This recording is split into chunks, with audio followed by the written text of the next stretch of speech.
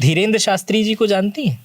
जी। हाँ जी। अच्छा, वो जैसे वो जादू वगैरह करते हैं, वो आप भी उस तरह कर सकती हैं? देखिए, वो कोई जादू नहीं करते हैं। धीरेन्द्र शास्त्री जी जादू नहीं करते हैं? कोई लोग कहते हैं कि जादू करते हैं, कोई कहते हैं ढोंग पाखंड ये सब, तो ऐसा कुछ नहीं है। उन पे हनुमान जी की कृपा है। हाँ। और जिस पे भगवान की कृपा हो क्या नहीं कर सकता है। अच्छा। लंगड़ा पर्वत लांग जाता है, गूंगा प्रवचन करने लगता है, कोई कुछ भी कर सकता है, तो इसलिए वो कोई ढोंग पाखंड या जादू नहीं है। रामचरितमानस आपने कितनी बार अब तक पढ़ी है? वो चौपाई है, ढोल गवार शूद्र पशुनारी सकल ताड़ना के अधिकारी। इसका अर्थ ये नहीं है कि इसमें किसी को मारने पीटने के लिए कहा गया। इसका अर्थ क्या है, यही मुझे समझ। मैं बताती हूँ। हाँ। इसीलिए मंथरा के कहने पर वो वन में जाने के लिए नहीं कही थी। इसलिए भगवान राम से सर्वाधिक प्रेम करने वाला अगर कोई है तो माता कैकेयी। आज मेरे साथ दुनिया की सबसे छोटी कथावाचक है, जिनकी उम्र महज 8 वर्ष है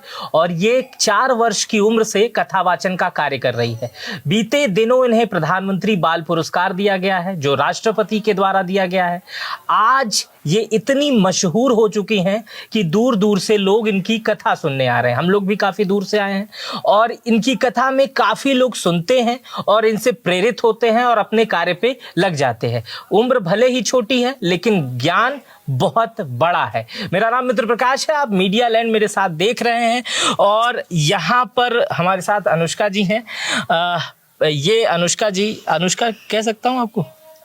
हाँ, देवी जी, बहन, इस क्या कहते हैं लोग आपको प्यार से? पूजनीय अनुष्का पाठक जी। हाँ, अनुष्का पाठक जी। इतनी कम उम्र में इतनी प्रतिभा आपको देखकर खुद लगता है कि आपके, पहले ये बताइए आपकी कोई दोस्त है? देखिए, हमारे मित्र, हाँ। माता पिता, सब कुछ, भाई बहन तो सब भगवान ही है। हाँ। जी। स्कूल जाती हैं? जी। हाँ। तो 4th में पढ़ते हैं। 4th में पढ़ती हैं? 8 साल की उम्र में 4th में पढ़ती हैं। तो स्कूल में कोई मित्र वगैरह बना? स्कूल में मित्र तो नहीं है। नहीं है?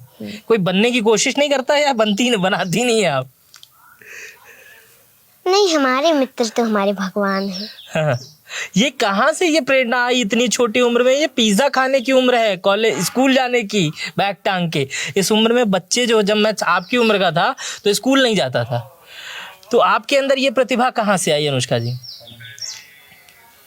हमारे पिताजी, हमारे घर से थोड़ी दूरी पर एक रामकोला शहर है, वहीं पर कथा कह रहे थे। तो हमारे बाबा जी कथा सुनने जा रहे थे। हम बोले हम भी चलते हैं कथा सुनने। गए और पीछे से ही हम कथा सुन के और घर चले गए। और जो भी हम कथा सुने थे सब हमको याद हो गया। अच्छा। हम अपने बड़े पिताजी को जो भी सुने थे सब बताए और बोले हमको भी कथा करना है। वो बोले कथा कोई आसान चीज नहीं है जो तुम कह लोगी, तुम नहीं कह पाओगी, लेकिन हमने कहा नहीं, हमें कहना है। तो फिर अगले दिन गए और जितना सुने थे सब बैठकर कह दिए। तभी से हम कथा कहना शुरू कर दी। अच्छा, ये कितनी देर आप सुनी थी वो कथा? वो हाँ, कितने 15-20 मिनट। और वो 15-20 मिनट आपने दोबारा जाके 15-20 मिनट कहा, क्या उससे देर कहा? जितना सुनी थी उतना बताई। जितना सुनी थी उतना बता दिया। उसके बाद से ये पढ़ाई लिखाई आपकी ये कहाँ से होती है, जो आप भागवत करती हैं? जी। हाँ, तो वो पढ़ाई लिखाई कहाँ से होती है? देखिए, अभी तो हम किसी गुरुकुल वगैरह में पढ़ने नहीं गए हैं। हाँ। भगवान की कृपा से हम कथा कहते हैं। कौन सिखाता है आपको? यही तो मैं जानना चाह रहा हूँ, मैं भी सीख लूँ उनसे, इतनी कम उम्र में इतना ज्ञान। घर पे रहते हैं तो वैसे ही पुस्तक लेकर पढ़ते हैं और भगवान की कृपा से ही सब कुछ हो रहा है। अच्छा, आप अपनी उम्र के बच्चों से कभी मुलाकात करती हैं तो आप उनमें और अलग लोगों में डिफरेंस देखती हैं? ये जो अलग डिफरेंस होता है, वो बच्चे स्कूल से आके मम्मी खाना दे दो, चॉकलेट दे दो, मोमोज, पिज़्ज़ा, आप इस तरह के कितना सभ्य साधारण इस तरह से ये जो एटिकेट्स हैं, एटीट्यूड्स है, ये कैसे आ रहा है? ये कोई सिखाता है आपको? मम्मी पापा कौन सिखाता है? देखिए, कोई ये नहीं कहता है कि तुम कथा करो। हाँ। हमारे पिताजी या हमारे घर के लोग ये नहीं कहते हैं तुम कथा करो ही। हाँ। वो तो कहते हैं जो तुम्हें अच्छा लगे वो करो। हाँ। लेकिन हमें कथा में बहुत ही मन है, हाँ। इसलिए हम कथा कर रहे हैं। पिछले 4 सालों से आप कथा कर रही हैं, 4 साल की उम्र से आप कथा कर रही हैं। अब तक कितनी कथा कर चुकी हैं आप? हम 4 साल से कथा नहीं कह रहे हैं। हाँ, हाँ, जब हम 4 वर्ष के थे तब से कह रहे हैं। हाँ। अभी 3 वर्ष हुए। अच्छा, 7 वर्ष की हो गई हैं, 3 वर्ष से कथा कह रही हैं। नहीं, हाँ। हम तो इस समय 8 वर्ष के हैं। तो 4 दूनी 8 हो गया ना? हाँ। वही तो मैं पूछ रहा हूँ, 4 वर्ष की उम्र से। लेकिन 4 वर्ष की उम्र से तो थोड़ा बहुत कहते थे। कितनी कथा हो गई होगी इनकी? हमको लग रहा है 24-26 कथा आपके पिताजी बता रहे हैं। 24-26 कथा आपने कर ली, और पब्लिक उसमें आती है, उसमें आपसे लोग आशीर्वाद लेने आते होंगे, पूछने आते होंगे, बातचीत करते होंगे। हाँ? जी। हाँ? ये देखकर कैसा लगता है अन्य बच्चों के हिसाब से? मैं इसलिए ये बच्चों के, मुझे बच्चे भी बहुत देखते हैं, तो बच्चे जो देखते हैं वो देखें। एक इससे पहले मैंने एक आप ही के उम्र के एक छोटे महंत जी हैं, उनका मैंने इंटरव्यू किया था, तो वो भी इसी तरह की बातें कर रहे थे। तो ये मैं जानना चाहता हूँ, ये प्रेरणा चॉकलेट की उम्र में भगवत की प्रेरणा मिल कहाँ से रही है? अब ये तो सब भगवान की कृपा है। ये भगवान की कृपा कह के आप सवालों का जवाब नहीं दे रही हैं ताकि और बच्चे सीख ना सकें, ऐसा है क्या? ऐसा है कुछ? नहीं, ऐसा कुछ नहीं है। अच्छा, ऐसा कुछ नहीं है। आप मतलब बताना नहीं चाह रहे? क्योंकि भगवान जो चाहते हैं वही सब कुछ होता है। हाँ। और भगवान चाहते हैं कि हम उनकी कथा के द्वारा लोगों का सेवा करें। अच्छा। लोगों को उस कथा को सुन के अच्छा मार्गदर्शन मिले। अच्छा, मैंने आपकी एक वीडियो देखी है, उसमें आप ये बता रही हैं कि कैकेयी जो है वो राम की सबसे अच्छी माँ थी, लेकिन पूरी दुनिया जो है वो कैकेयी को राम की अच्छी माँ नहीं मानती है। ये क्या प्रसंग है, ये मुझे बताएंगे क्या इसके बारे में? जी। हाँ। रामचरितमानस में, पूरे रामचरितमानस में, हाँ। या पूरे दुनिया में राम से सर्वाधिक प्रेम करने वाला कौन है? तब देखिए, जो राम से प्रेम नहीं करते, जो राम का नहीं, वो तो किसी काम का नहीं। हाँ। सब राम से प्रेम करते हैं। लेकिन सर्वाधिक प्रेम माता कैकेयी श्री राम से करती है। लोग कहते हैं कि नहीं, वो तो बुरी है, उन्होंने भगवान राम को वन में भेज दिया था। हाँ। लेकिन वो मंथरा के कहने से नहीं भेजी थी वन। वो तो भगवान राम ने ही उनसे कहा था, वचन लिया था। क्योंकि सभी माताएं अपने पुत्र को प्रेम से भोजन कराती हैं, खीर खिलाती हैं, दूध भात खिलाती हैं। ऐसे ही एक दिन माता कैकेयी भगवान श्री राम को खीर खिला रही थी। हाँ। भगवान श्री राम 1 ग्रास खाए, 2 ग्रास खाए, 3 ग्रास खाए, चौथे में हाथ पकड़ ली। माँ, आप तो हमेशा मैं देखता हूँ मुझे खीर भोजन ही कराती रह जाती हैं। कभी ये आपने पूछा है कि राम तुम्हें कुछ चाहिए? माता कैकेयी ने कहा कि राम, अगर तुम्हें कुछ चाहिए तो बोलो ना। तुम्हें मांगने में देरी हो सकती है, लेकिन मुझे देने में देरी नहीं होगी। मांगो, क्या चाहिए? भगवान राम ने कहा कि माँ, मैं ऐसे नहीं मांगूंगा, पहले मुझे वचन दीजिए, जो मैं मांगूंगा वो आप देंगी। माता कैकेयी ने कहा, कह रहे ऐसा क्या मांगेगा जो वचन ले रहा है, लेकिन ठीक है, मैं तुम्हें वचन देती हूँ, जो तुम मांगोगे वो हम देंगे तुम्हें। भगवान राम ने कहा, माँ जो मैं मांगने जा रहा हूँ, अगर वो आपने मुझे दे दिया, कोई भी संसार में अपनी बेटी का नाम कैकेयी नहीं रखेगा। माता कैकेयी ने कहा कि कोई अपनी बेटी का नाम कैकेयी न रखे, इससे मुझे क्या लेना देना, बस मेरा राम प्रसन्न रहे, यही मुझे चाहिए। मांग बेटा, क्या चाहिए तुम्हें?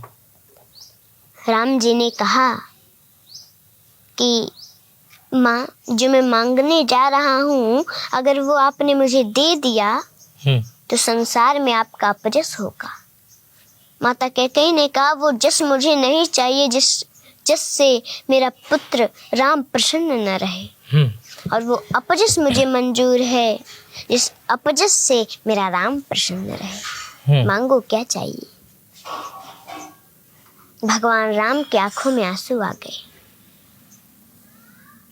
माँ, जो मैं मांगने जा रहा हूँ, अगर आपने दे दिया तो कदाचित आपको वैधव्य जीवन भी देखना पड़ सकता है, आप विधवा भी बन सकती हैं। माँ,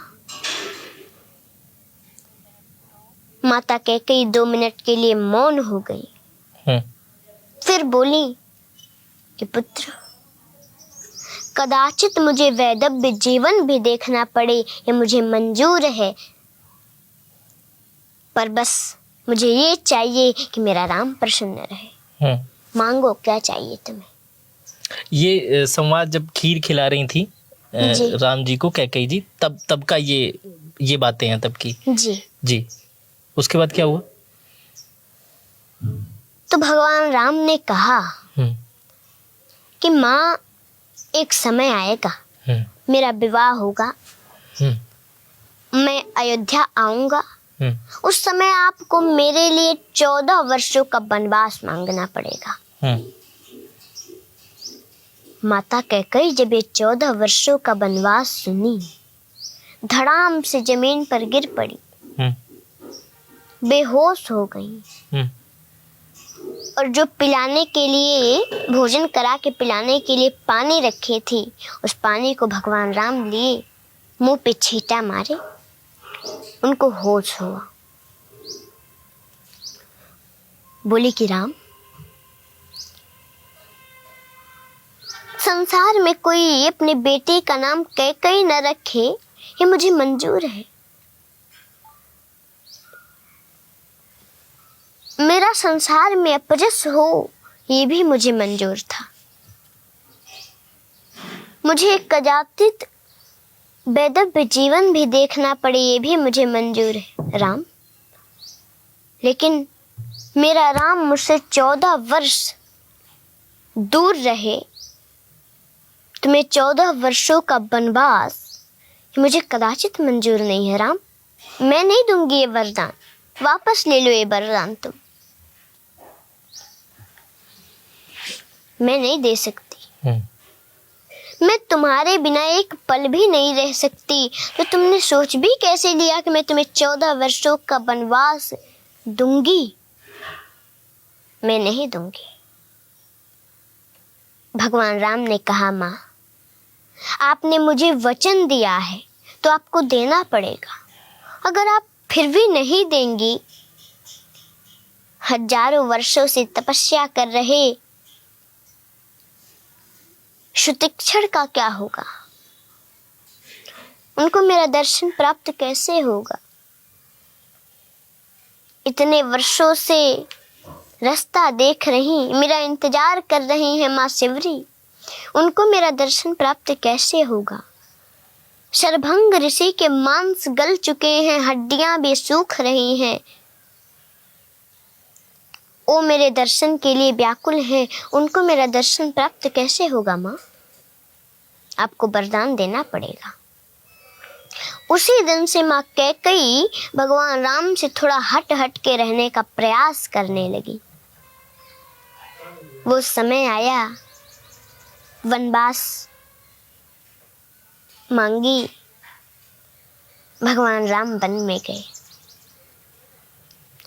इसीलिए मंथरा के कहने पर वो वन में जाने के लिए नहीं कही थी। इसलिए भगवान राम से सर्वाधिक प्रेम करने वाला अगर कोई है तो माता कैकेयी है जी। ये बड़ा ही अद्भुत प्रसंग आता है। ये जो आपने बताया, कई जगह मैंने जब ये सुना, क्योंकि जो लोग रामचरितमानस नहीं पढ़े हैं, अच्छा चलिए यही प्रश्न हो जाए, रामचरितमानस आपने कितनी बार अब तक पढ़ी है? अब देखिए, हम गिन गिन के तो पढ़ते नहीं हैं। हाँ। क्योंकि गिन गिन के पढ़ने से क्या लाभ है? नहीं, ये गिनने वाली बात समझने का मेरे प्रयास करिए। साल भर में आपके उम्र के बच्चे, मेरे उम्र के बच्चे, हाँ। बच्चे नहीं बड़े मेरे उम्र के लोग साल भर में अपना कोर्स नहीं कंप्लीट कर पाते हैं। कोर्स का मतलब जितनी किताबें होती हैं वो नहीं कंप्लीट कर पाते हैं। और आपको ये भी नहीं याद है कि आप रामचरितमानस कितनी बार पढ़ी हैं? इतनी मोटी किताब होती है। ये तो हमको याद नहीं है हम कितनी बार पढ़े। ये सारी चौपाइयाँ आपको उसमें याद, कंठस्थ हैं रामचरितमानस की?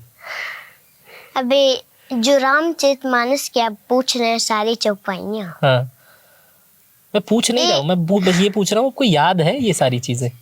ये बड़े बड़े लोग जल्दी नहीं याद कर पाते। हाँ। क्योंकि ये कोई आसान चीज नहीं है कि कोई भी याद कर लेगा। ये बहुत अद्भुत चीज है। इसलिए हमें पूरी रामचरितमानस की चौपाइयाँ नहीं याद है। पूरी नहीं याद है। रामचरितमानस जब आपने पहली बार पढ़ा तो आपको कैसा लगा? हमको तो बहुत अच्छा लगता है। हाँ। भविष्य में क्या एम है अनुष्का पाठक बड़ी होकर? बड़ी तो आप वैसे भी ज्ञान में हो ही चुकी हैं, लेकिन आपने एक उम्र सीमा पड़ाव पार करने के बाद अनुष्का पाठक कहाँ जाने वाली हैं? क्या करेंगी आप? अब देखिए, जो प्रभु चाहे वो होगा, लेकिन बस मैं तो ये चाहती हूँ कि ऐसे ही भगवान की कथा के द्वारा लोगों का सेवा करते रहूं और इस कथा के द्वारा सबका कल्याण हो। नहीं, जैसे कि छोटे बच्चे जब रहते हैं, अगर वो ज्ञानवर्धक हो जाते हैं तो ये वो सोचते हैं कि मैं बड़ा होकर डॉक्टर बनूंगा, ओके, पिताजी सामने हैं, इंजीनियर बनूंगी, नेवी में जाऊंगी, एयर होस्टेस बनूंगी, ये तमाम बचपन की सोच रहती है। तो आपने ये सोचा है कि आप बड़ी होकर कथावाचक बनेंगी? जी। धीरेन्द्र शास्त्री जी को जानती हैं? जी। हाँ जी। उनकी कथा में कभी गई हैं? वैसी कथा में तो नहीं गई। वैसी कथावाचक बनना चाहती हैं उन्हीं की तरह? अच्छा, वो जैसे वो जादू वगैरह करते हैं, वो आप भी उस तरह कर सकती हैं? देखिए, वो कोई जादू नहीं करते हैं। धीरेन्द्र शास्त्री जी जादू नहीं करते हैं। कोई लोग कहते हैं कि जादू करते हैं, कोई कहते हैं ढोंग पाखंड ये सब, तो ऐसा कुछ नहीं है। उन पे हनुमान जी की कृपा है। हाँ। और जिस पे भगवान की कृपा हो क्या नहीं कर सकता है। अच्छा। लंगड़ा पर्वत लांग जाता है। अच्छा। गूंगा प्रवचन करने लगता है। हाँ। कोई कुछ भी कर सकता है, तो इसलिए वो कोई ढोंग पाखंड या जादू नहीं है। तो ये कैसे संभव हो जाता है आपसे? हालांकि ये क्वेश्चन पूछना नहीं चाहिए, ये कोई कैसे ये जान लेता है कि उनके मन में क्या चल रहा है, उनके मन में क्या चल रहा है? ऐसे कैसे हो जाता है? अभी हम आपको बताए कि भगवान की कृपा जिस पे हो, हाँ, वो क्या नहीं कर सकता है। यहाँ जो भी हो रहा है भगवान की कृपा से हो रहा है। जी। हाँ जी। हम खत्म करेंगे इसको। केवल यहाँ नहीं, हाँ, पूरी दुनिया में जो कुछ भी हो रहा है सब भगवान ही कर रहे हैं। नहीं तो हम लोग क्या कर सकते हैं? रामचरितमानस का राजनीति पे कुछ प्रश्न कर सकते हैं आपसे? हाँ, रामचरितमानस को लेकर के पूछिए। रामचरितमानस का कई राजनीतिक दल के लोग हैं वो बड़ा विरोध करते हैं, कहते हैं कि रामचरितमानस में कुछ पंक्तियां ऐसी हैं, शूद्र गंवार ढोल पशु ताड़न के अधिकारी, इस टाइप का एक आप मुझे मेरे ख्याल से उसे आप अच्छे से व्यक्त कर लेंगे, वो समाज को बांटने का काम करता है, जिसमें ये डिफाइन कर दिया गया है कि शूद्र गंवार पशु नारी इनकी स्थान क्या है। क्या उसका आप मुझे बता सकती हैं अर्थ क्या होता है, या वो बांटने की चीज़ है या जोड़ने की चीज़? मैं बताती हूँ। हाँ, वो पहले पूरा श्लोक मुझे हाँ। वो चौपाई है, ढोल गवार शूद्र पशु नारी सकल ताड़ना के अधिकारी। हाँ। इसका अर्थ ये नहीं है हाँ। कि इसमें किसी को मारने पीटने के लिए कहा गया। इसका अर्थ क्या है यही मुझे समझ। मैं बताती हूँ। हाँ। जो ढोल होता है सभी लोग जानते हैं, तो उसको अगर हम पीटें, अगर पीटने से वो बजता तब तो कलाकारों की कोई आवश्यकता नहीं पड़ती, फिर तो कोई बच्चा से बच्चा पीट देता, बजा लेता। इसलिए पहले उसको ताड़ना का अर्थ जानना होता है, पहले उसे जानिए कि वो कैसे बजेगा, उसके बजाने का तरीका क्या है, तब आप बजा पाएंगे। ताड़ना मतलब देखना, जानना, समझना उसको, नहीं तो देखने से बजेगा क्या। हाँ। उसे जानना पड़ेगा कि वो कैसे बजता है, हाँ। उसमें हम क्या करें, किस तरीके से वो बजेगा।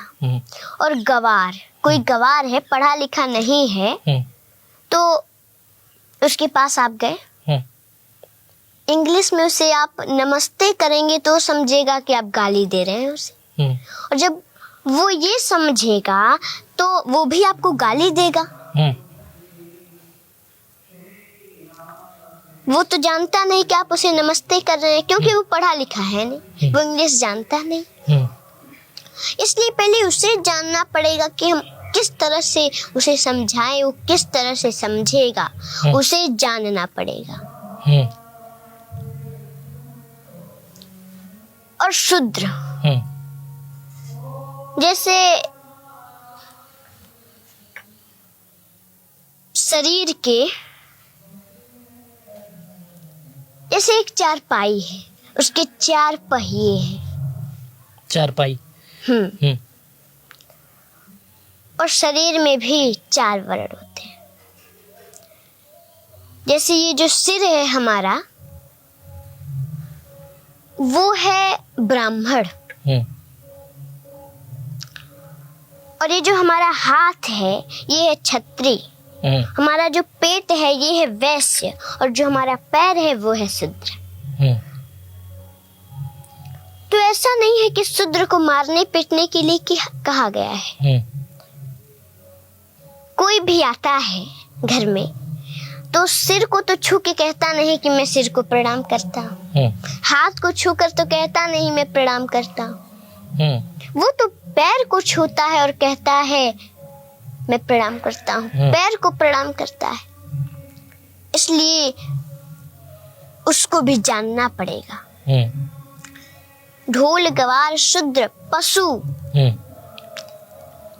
पशु यानी कोई एक गाय है, आप उसे सहला रहे हैं, उसे कोई दिक्कत हुई अंदर से, उसने सींग को हिलाया, आपको चोट लग गया, तो आप ये तो समझेंगे नहीं कि वो क्यों हिलाई, उसको कोई दिक्कत है कि क्या परेशानी है, आप सीधे उसे मारने लगे। तो पहले उसे जानना पड़ेगा कि उसे क्या दिक्कत है, किस लिए वो सींग हिला रही है। और नारी, जैसे माताएं होती हैं, घर में भोजन बनाने के लिए कुछ कम पड़ गया चीज, गुस्सा होके बैठी हैं, आप आए कहीं से और देखे कि गुस्सा होकर बैठी है तो उन्हें मारने लगे, तो मारना नहीं है, जानना है, उसे जानना पड़ेगा कि वो किस लिए गुस्सा है। आप जानते हैं नहीं कि क्या बात है, और आप उन्हें मारने लगे। इसलिए ताड़ना का अर्थ जानना होता है, मारना नहीं होता है।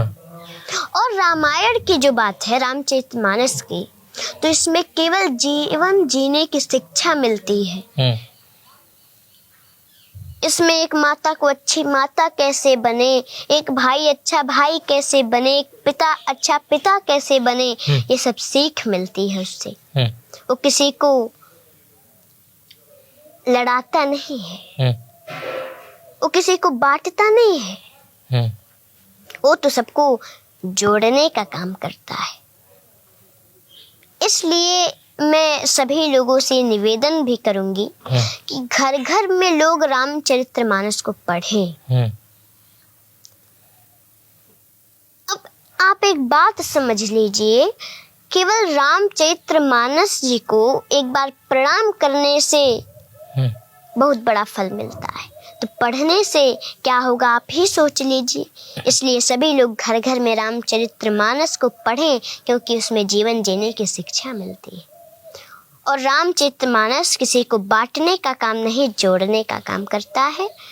और बिना उसको पढ़े, बिना समझे कोई इस पे गलत टिप्पणी न करे।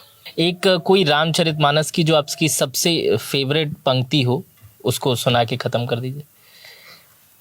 भगवान राम का विवाह हुआ, वो अयोध्या आए, कुछ दिन बीता, उन्हें पता चला उनका राज्याभिषेक होने वाला है, लेकिन वो प्रसन्न नहीं हुए।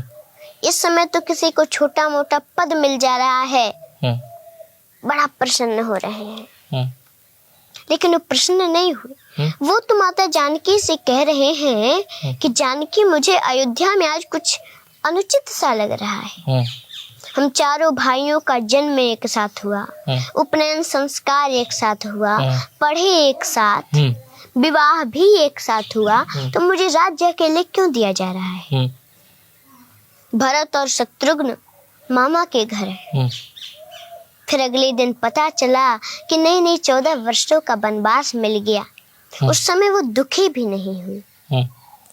प्रसन्नता ज्ञानगताभिषेकतस् तथा न ममले वनवास दुःखतः मुखं भुजश्री रघुनंदनस्य मे सदस्तु सा मंजुल मंगल प्रदा।